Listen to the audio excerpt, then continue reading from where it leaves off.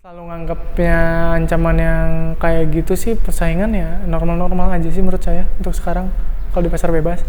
Karena sampai ke Gunung Semeru pun yang tertinggi di Jawa berdua doang gitu. Ditanyain sama petugas sama apa aneh-aneh aja.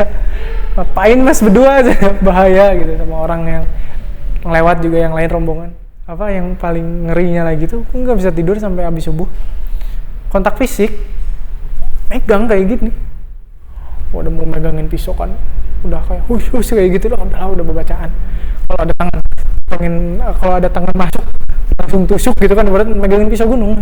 Udah kayak gini terus nggak bisa tidur. Enggak, kapok mah enggak, cuman kalau diajakin ke situ lagi enggak. Gue suka Indonesia, saya suka alamnya, cuman kalau gini terus kalau dikasih kesempatan buat pindah negara saya bakal pindah mas.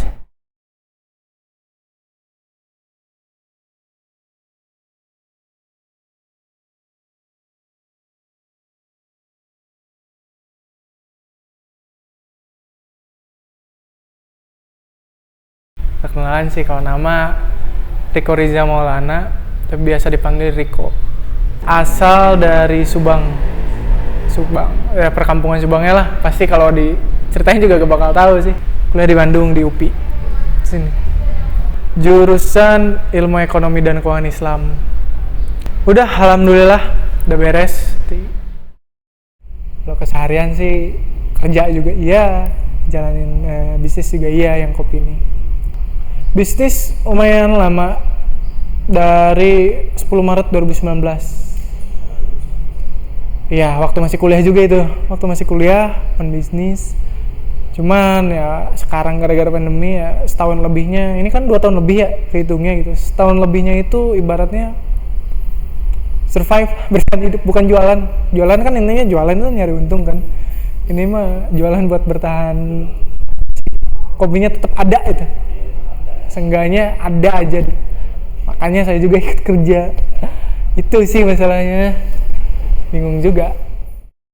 Nah, kalau bisnis itu sendiri awalnya nyari investor. Saya nggak punya modal sama sekali mas dulu. Ngajuin ke suaminya kakak saya, kebetulan orang luar gitu kan, duitnya juga banyak gitu kan kalau dikonversiin ke Indonesia gitu. Apalagi mata uangnya dia kan Swiss franc gitu kan, lumayan kan konversiin ke Indonesia berapa ratus juta. Cuman dia tuh waktu itu tuh nggak jadi gara-gara pengen invest ke kaviar gitu. Mungkin orang bule, ininya lebih jauh lah karena kopi udah biasa aja mungkin. Dia tahu, dia mungkin kultur hype-nya kan waktu 2019 masih hype banget Indonesia ya gitu. Terus itu kalau misalkan permodalan dari awal kan awalnya di situ dulu tuh, nyari tempat. Terus dia nggak jadi, akhirnya ya udahlah, udah terlanjur bikin bisnis, proposal bisnis, nyari tempat dulu yang bisa diajak profit sharing gitu. Akhirnya pas KKN ketemulah, dikasih tahu kan yang belakang itu, wah tadinya bukan apa ya, wah serem lah, hawanya juga gimana gitu, gak kepake kan gitu. KKN dikasih tahu itu ada tempat yang kosong gitu kan, ketemu sama orangnya yang punyanya, sini dibenerin, bukan benerin ya, bersihin lah sama anak-anak. Akhirnya kebuka. Nah habis kebuka itu saya awalnya sendiri ya, itu tuh cuman punya modal dikit banget lah, tabungan anak kuliah segimana sih nyisihin dari dikasih orang tuanya dulu. Walaupun ada bisnis ya, sebelumnya sih ada bisnis juga gitu, cuman kan serabutan, maksudnya tuh nggak bertahan lama gitu. Kepake lagi berapa waktu itu teh, cuman punya sekitar 5 juta gitu kalau nggak salah awalnya. Bikin kedai kopi gimana caranya kan, yang kecil juga. Terus saya modal buat ngebenerin tempat atap kayak gitu, habis setengahnya tinggal setengah lagi kan, muter otak dong gitu. Anjing gimana nih caranya, bingung. Akhirnya ngajak temen lah, akhirnya yang teman satu lagi itu si Rizky namanya, ajak temen, dia punya tabungan, mau nggak mau, oke, tabungan lumayan gitu kan. RAB-in lagi ulang, nyesuaiin kan, nggak sesuai sama RAB awal dong, nyesuaiin lagi sama, intinya mah sebenarnya pokok bisnis apapun itu nyesuaiin sama dana yang dipunya gitu, sisanya sambil berjalan. Masih tetap kurang itu tuh, RAB biasa tuh Akhirnya buka investor lagi, investor pasif ke teman-teman, mau nggak join gitu, tapi pasif, pendapatannya segini, oke, udah deal selama setahun kontrak, ntar duit lo balik, lo juga ibaratnya ya deposito lah, invest yang bener lah di pasar real kan, daripada lo di pasar sekunder, naik turunnya juga gak nentu kan, kadang naik kadang turunnya hancur gitu. Akhirnya mau, ya udah terima gitu, dapat modal, buka. Kenapa bisnisnya kopi? Dari awal sih, dari SMA juga awalnya sebenarnya udah suka sama bisnis sih, sama jualan lah gitu, apapun itu, suka duit sih basicnya, suka duit yang suka betulin, apapun itu bisa dikerjain ya udah kerjain gitu kan. Terus kenapa kopi juga, mungkin karena itu lagi hype juga di tahun itu ya, 2019. Kebetulan juga pas magang kuliah itu 2018 itu magang di PT Kopi Magma Bumi Malabar. Kopi Magma. Ya, pernah dengar ya? Kalau misalkan di Bandung itu di Wadada Kopi satu, sama di Bandung Creative City Forum BCCF yang di Braga satu. Itu ada. Terus cabangnya juga ada di Depok kalau nggak salah. Magang situ akhirnya tahu kan basic bisnis kopi itu kayak gimana sih. Oh, bisa ternyata profit sharing. Dengar-dengar dari situ aja weh.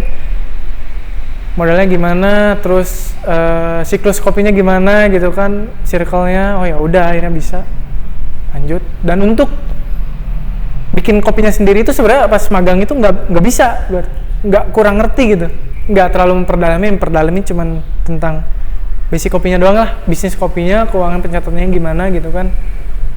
Belajar itu otodidak darinya, habis otodidak sambil berjalan bisa, ya udah oke. Basicnya. Dan kenapa dibikin kafe juga, karena saya tuh basicnya orang yang suka nongkrong lah, pengen nyiptain wadah sama temen-temen buat nongkrong bareng gitu, gitu aja simpel. Prospeknya sih sedikit ada celah harapan mungkin ya, kalau misalkan sekolah masuk lagi, universitas masuk lagi, seenggaknya UPI lah yang jadi target market kita kan. Impact-nya kena tuh gara-gara emang pasar kita tuh sebenarnya UPI gitu, karena nyempil Bandung ujung, bukan di Bandung kotanya. Terus juga tempatnya biasa, bukan kesebut kopi shop yang kekinian, yang punya konsepan tempat yang bagus sama keren banget lah. Mungkin mereka juga punya bisnis, bukan bisnis konsultan, desain interior konsultannya gitu kan. Ini mah kan saya sendiri gitu, nggak salah ibaratnya, dekor ruangan kayak gini sebisanya aja gitu, ada tempat ya udah, modal pas-pasan juga kayak gitu. Ya udah akhirnya kena impact banget pas pandemi kayak gini, apalagi pas kemarin tuh yang dilarang dine-in juga, wah itu kerasa banget sumpah, hancur sehancur-hancurnya. Sekarang sih mulai sedikit ada harapan lah, udah bisa dine-in gitu. Kalau yang ngebedain banget sih ya, yang nggak didapet itu sebenarnya sih tiap kopi punya konsepnya masing-masing, cuman yang paling diutamain di UI itu harga yang pasti terjangkau dan dompet mahasiswa. Terus juga hospitality dari yang ditawarin oleh barista itu sendiri. Jadi kayak kita tuh open baristanya buat ngomong, karena mungkin tempatnya kecil, gak terlalu rame orderan. Jadi ada kesempatan buat customer itu kalau misalkan ingin berbincang-bincang soal kopi dengan barista atau apa, ada kesempatannya gitu. Dan juga bisa open bar kita tuh. Jadi ketika abis ngobrol-ngobrol nih, penasaran kan si customer itu biasanya pengen bikin kopi sendiri, ya udah oke. Kita kasih bar lah gitu. Oh ya udah sok bikin sendiri buat pesanannya sendiri gitu. Ya banyak banget, tiap meter ada gitu. Tiap meter ada. Ancaman pastilah, namanya pasar bebas ya, bersaing ya. Cuman kita kalau misalkan selalu nganggapnya ancaman yang kayak gitu sih, persaingan ya normal-normal aja sih menurut saya untuk sekarang kalau di pasar bebas. Kalau dibilang menghidupi gimana ya? Kalau untuk sekarang ya, di masa pandemi enggak. Coba, makanya saya juga kerja gitu kan, kerja lagi sama orang untuk nambah-nambah menghidupi juga. Tapi kalau untuk keadaan normal, ibaratnya itu pas-pasan lah. Nggak terlalu gede juga karena daya tampung kita nggak gede gitu. Penjualan online kita juga karena tempat kecil, penjualan online-nya juga nggak gede. Ya udah, saya mikirnya segitu, kapasitas nampung duitnya segini gitu, dengan tempat segede gini tuh, yang mungkin 40 orang udah juga sumpek banget, udah rame gitu kan.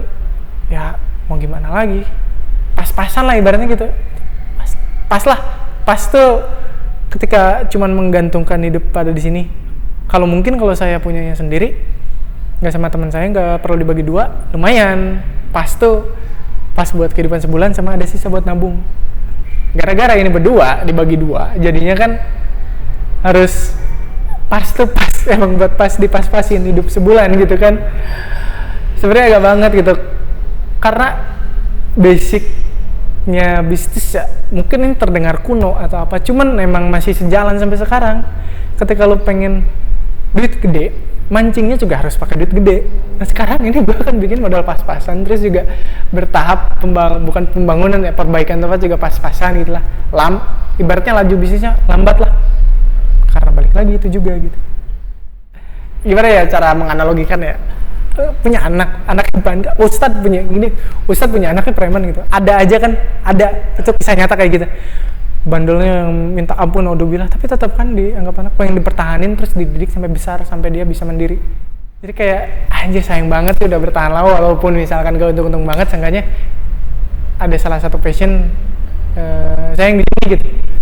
Salah satu passion saya yang di sini yang ingin lanjut, terus juga kayak wadah bagi saya sama teman-teman yang lain buat ngumpul. Karena sekarang kalau saya kan kuliah gitu kan, ada teman-teman ngumpul nongkrong, udah kerja kan semuanya, kata lagi gitu, udah kerja, apalagi udah berkeluarga, susah kan nyari tempat ngumpulnya gitu. Apalagi kalau misalkan di Bandung masih tinggalnya sama orang tua, di rumah ada orang tua gitu, nggak enak dong undang ke rumahnya juga kayak rame-rame, nggak bebas. Seenggaknya ada tempat inkubatornya lah, ada di sini nih tempat kumpul sarangnya gitu. Lu bisa balik kapan aja sini. Ketika teman-teman yang kerja di luar sana juga, misal ada ini kisah nyata bener yang kerja di luar Jakarta, ketika balik Bandung ya nanya, bisa mampir sini ya kalau nggak tahu apa-apa, ngumpulin anak-anak sambil nanya di mana orang kabar gitu kan. Sehingga ada lah. Itu sih yang bisa, yang keinginan buat bertahan gitu. Di lain sisi materialistis ya, karena emang basicnya juga pengen untung, cuman dari segi romantismenya gitu. Basicnya main basket, kalau ada waktu luang, kegiatan di seputaran kota Bandung. Ada waktu luang lebih banyak, naik gunung. Dan untuk baru-baru ini sih mau miara hewan lagi gitu. Untuk baru-baru ini, baru bikin kandangnya, hewannya belum datang gitu kan. Sekalian berternak lah. Enggak, agak ada hubungannya sebenarnya. Naik gunung itu awal-awal kuliah. Liburan semester berapa gitu, diajakin sama temen yang di sini, yang di Bandung nih, liburan panjang nih, ayo mau kemana? Diajakin lah awalnya ke Gunung Prau. Awalnya juga baru banget naik gunung, mikir juga anjing capek nih, gak suka, belum suka, baru pertama kali banget naik gunung. Kalau suka hewan sih tuh dari kecil ya, suka nonton di National Geographic. Udah nontonnya itu, selain kartun Jepangnya Yu-Gi-Oh, Tamiya yang kayak gitu kan, dulu tontonnya kecil. National Geographic tentang ya, hewan-hewan, alam hewan apapun itu suka gitu. Ada keinginan doang dulu tuh. Kalau dari dulu cuman emang piaraan hewannya aneh juga, mungkin monyet lutung tau, bukan monyet pantai kan biasanya yang dipiara monyet yang doger monyet tuh, yang monyet pantai gitu. Lutung pernah bawa, gak tahu itu bapak saya dapat dari mana.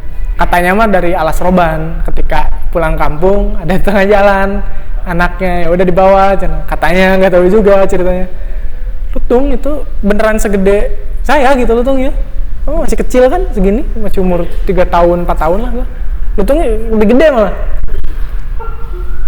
Lutung kan tipe monyet gede gitu, yang hitam banget, hitam bak gitu. Tapi bukan gorila juga, gede lah ini. Lutung. Terus kesananya kucing, kuskus, kukang juga piara 2 kali, yang kecil sama yang waktu pas gede juga. Iguana, sager glider kayak gitu ya, hewan-hewan ramah yang buat di kosan lah. Bukan ramah ya, yang muat di kosan lah. Untuk kucing sih sebenarnya suka, cuman kalau untuk di kosan kalau kucing bagus ya nggak deh gitu, tak hilang gitu kan, lebar kan harus di luar, di kamar kan ntar bau kucing gitu. Yang lain mah biasa gitu. Apalagi ya hewan tuh yang aneh, kumbang betel pernah itu. Hobi, nggak ada hobi lain gitu, hobi umum kan basket sama naik gunung. Udah sih, saya orang yang monoton sebenarnya mah, sedikit introvert juga, main juga jarang ikut komunitas. Ketemu teman baru tuh ya udah ya di lingkungan itu aja, ketika lingkungan hewan, main basket, dapat teman baru. Terus juga naik gunung, mungkin ketemu teman, kenalan. Cuman kalau misalkan untuk sengaja ikut ke komunitas lain yang nggak saya suka gitu, basicnya bukan suka semuanya, cuman nggak terlalu minat lah, susah. Saya nongkrong juga biasa nongkrong sama teman-teman yang udah akrab aja gitu. Gunung, cerita gunung itu awalnya diajak temen kan, yang tadi diceritain awal liburan semester awal kuliah gitu, ke Gunung Prau. Dan ternyata di atas tuh asik gitu, kayak kita tuh punya satu tujuan, kita harus capek-capek dulu dengan tenaga kita sendiri, dengan mental kita sendiri. Nyampe di atas tuh kayak wow, sebagus-bagusnya kamera HP yang dibawa, kamera biasa beda gitu sama yang hasil yang kita lihat tuh gitu, mata tuh direct beda kan, detail-detailnya apa, feel-nya, suasananya gitu beda lah. Itu yang nggak bisa gitu, yang nggak bisa didapat. Itu yang pengen gue ceritain, sampein ke anak-anak kayak gitu. Cuman kan mungkin ada capeknya, ada apanya. Beberapa gunung dinaikin, makin kesini makin dikit. Akhirnya gue cuma berdua sama temen naiknya gitu. Beberapa gunung terakhir tuh berdua. Sampai ke Gunung Semeru pun yang tertinggi di Jawa berdua doang gitu. Ditanyain sama petugas sama apa, aneh-aneh aja. Ngapain mas berdua aja, bahaya gitu sama orang yang lewat juga yang lain rombongan. Berapa mas? 2 gitu. Wah gila aja. Kayak gitu, kayak mereka kayak aneh aja gitu, kenapa cuma berdua? Ya itu karena punya kesibukan masing-masing, punya apa gitu. Dulu pas kuliah enak kan mas, gue pengen kemanapun apapun nggak terhambat waktunya gitu, terhambat dina duitnya aja. Pengalaman terduga kayak ketemu apalah, ngalamin apalah, mungkin horornya atau ketemu hewan apalah. Gue juga suka hewan kan, papasan dulu sama kijang, lutung juga tipe monyet besar, lihat dari kejauhan macan gitu kan secara asli. Horor-horornya gimana juga kan, itu yang kejadian horor tuh yang paling gua kapok. Gak mau lagi ke Gunung Puntang, padahal itu bukan di gunungnya, itu di areal campnya. Gue cuma 3 orang waktu itu pengen naik Puntang, lagi musim hujan, kata si yang jaganya nggak bisa, bahaya, takut longsor. Ya udah kita nurut, cuman udah gara-gara bawa perbekalan jauh ke situ, ya udahlah ngecamp aja sini gitu di bawah. Areal sepi, ada areal camp jauh lagi 2 tenda, itu jauh di sana. Mereka kelompok kan 2 tenda rame, kita cuma 3 orang di, kalau orang-orang yang pernah kesana itu di areal yang dulunya katanya gedung bioskop, gedung teater. Orang yang 2 tenda lagi di sana itu di areal ini apa, kolam cinta Puntang tuh kan ada kolam cinta Puntang, ada di situ. Jauh kan, otomatis lumayan jauh gitu. Habis itu kita ngecamp di situ sendirian kan, 1 tenda doang, bertiga ganjil. Wah di malamnya itu, wah itu gangguan, kayak rame banget sumpah. Di luar tuh kayak orang yang lagi kumpul aja, rame. Ibaratnya kayak lagi di gedung teater aja, rame. Kayak was-was, ngomong nggak jelas, cuman kita ngerasa sih mas kalau misalkan dalam rumah tapi di luar banyak orang mondar-mandir, keliling-keliling. Terus apa yang paling ngerinya lagi tuh, aku nggak bisa tidur sampai habis subuh. Kontak fisik, megang kayak gini, tidur kayak gini 3. Gue di pojok, sama gue temen gue di pojok satu, yang tengah, temen yang brengsek di tengah ini tidur pulas. Kita yang di pojok-pojok saat tidur sampai subuh. Kerasa bener kayak pegang kayak gini dari luar. Udah mau megangin pisau kan, udah kayak hush kayak gitu loh, udah bacaan. Kalau ada tangan masuk langsung tusuk gitu kan, berarti megangin pisau gunung. Udah kayak gini terus, nggak bisa tidur. Bener itu kayak, gue nggak mau lagi kesini, nggak mau lagi. Iya, kayak gue suka naik gunung, cuman kayak kapok, wah udah gangguan kayak gini, udah gak bener nih gitu. Beda lah kayak anjir, kayak gak bisa tidur loh semalam itu, kayak aneh. Gue ngalamin sejauh-jauhnya gue naik gunung sampai ke Semeru, ke gunung yang angker juga Sindoro Sumbing berdua, itu 2 malam di sana. 2 malam enggak ngalamin, aman-aman aja, cermeh gitu, yang ada katanya pasar setan atau apa di gunung, aman gitu. Nah ini yang deket di Bandung. Kita orang sini gitu, orang Sunda kan, itu kita naik gunung ke Jawa-Jawa ya, kita tamu gitu. Ini yang deket. Enggak, kapok mah enggak, cuman kalau diajakin ke situ lagi enggak. Paling jauh selama ini Semeru sih, hampir ujung Pulau Jawa kan situ. Di Malang, Semeru, gunung yang paling tinggi juga di Jawa kan, itu kayak kalau saya boleh ngomong mah itu tuh kayak surga di tengah Pulau Jawa sih. Kalau orang yang suka alam ya, ada orang yang suka alam-alam, orang yang suka perkotaan. Mungkin kalau orang yang suka alam-alam, kalau saya saranin itu kayak The Heaven in Java sih. Setelah Pulau Jawa tuh kayak komplit.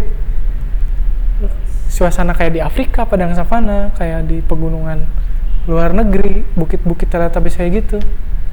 Puncaknya juga kayak, nah itu di gunung itu kayak juga harus kayak kuat mental. Puncak tuh kayak gini kan, apalagi naik Semeru tuh kelihatan banget kan. Kita naik di sini, kelihatannya puncaknya di sini, padahal kayak gini. Ngerti nggak? Puncak tuh kayak kelihatan deket. Semakin kita maju, semakin jauh jalan juga, jadi kayak ngikutin puncak itu. Makanya itu sih yang momen-momen yang sulit dilupakan, kayak perjuangan kita tuh ketika naik gunung. Beda lah gitu. Mental kita juga kayak mental kuat, kayak kita puas sampai atas. Punya kepuasan tersendiri lah gitu. Di atasnya mah apalagi Semeru gak lama mas ya, cuman di atas 10 menit lah, gak sampai 15 menit. Deket banget sama erupsi itu. Ada 2 puncak, yang satu puncaknya lagi erupsi. Bener, deket banget, jadi ada takutnya juga, dingin banget juga di sana. Di atas 3.600. Ya udah turun, cepet turun ya mah. Keresahan ya. Keresahan sih sebenarnya gue, kalau keresahan sekarang sih lebih kayak ke ini yang paling dulu saya sering ngerasain ya. Kita tuh hidup di Indonesia gitu, negara yang punya potensi lebih, cuman dikuasai sama orang-orang yang nggak bertanggung jawab intinya, kesal sendiri gitu. Kalau ada kesempatan gue pengen lagi kesel-keselnya ya, tentang kebijakan apapun itu yang dibuat dengan pemerintah sama perintilannya, kayak pengen ngerasa aja gue pindah negara aja lah. Pengen kayak gitu. Nanti gak udah di sini buat apa-apa susah, banyak pungli juga atau apapun, tentang struktur negaranya juga aneh, kebijakan yang aneh, pemerintah yang aneh gitu.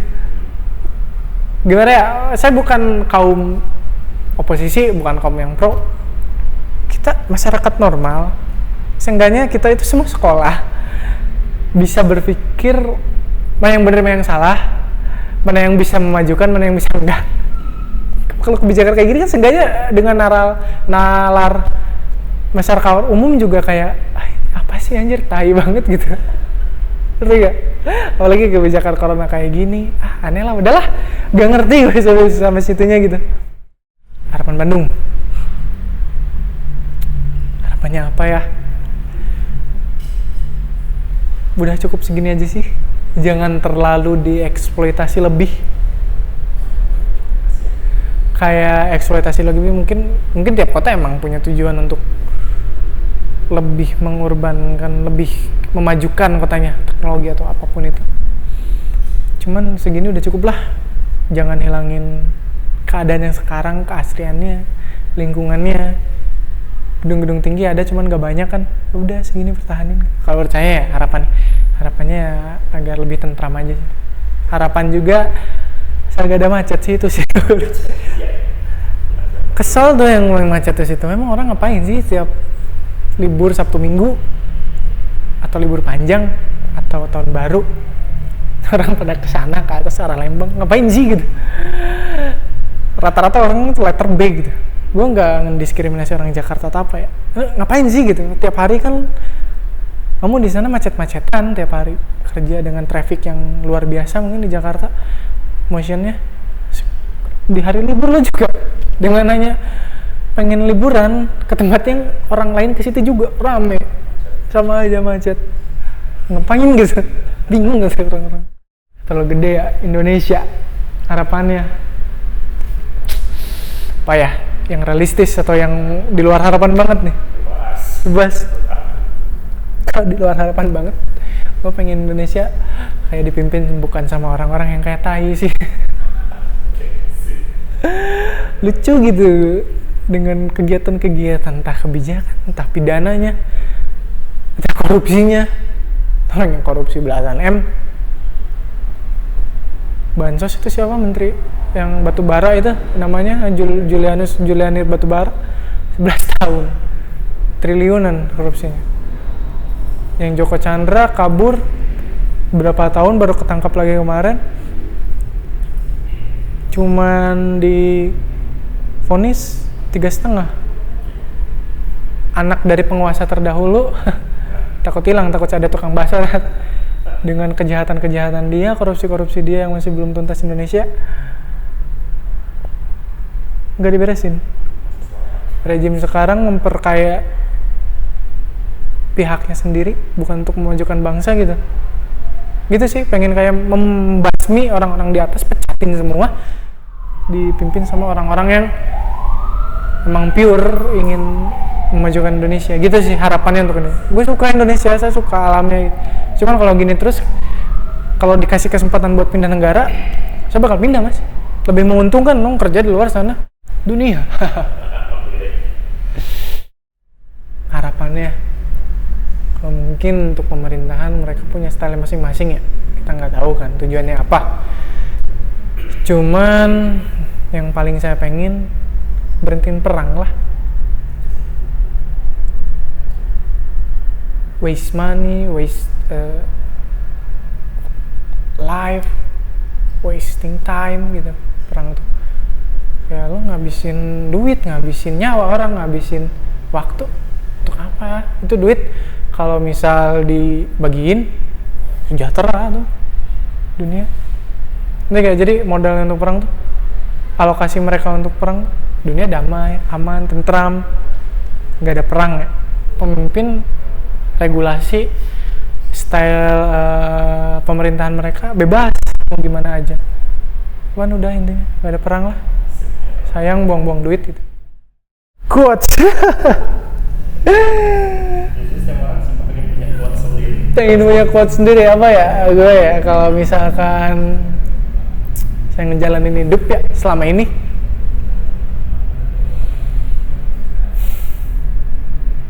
payah yang bener ya, untuk bukan semangat juga sih, cuman kayak nyadarin aja gitu.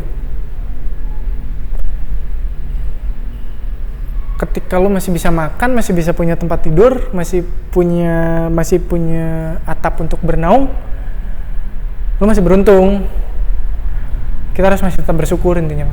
Kita harus tetap bersyukur, punya ambisi, punya impian. Oke, lihat ke atas, tapi dengan keadaannya sekarang juga kita harus bersyukur. Banyak orang-orang yang nggak mencapai posisi di mana kita sekarang berada gitu. Kita masih bisa makan, masih bisa tidur pulas, masih bisa punya tempat tinggal, masih bisa dapetin sesuatu yang kita inginkan. Apalagi kalau misalkan punya pasangan yang ngerti gitu, udah berkah banget. Hidup lo udah cukup banget tuh. Di samping materialistisnya dunia gitu, itu udah cukup banget gitu. Intinya selalu bersyukur lah.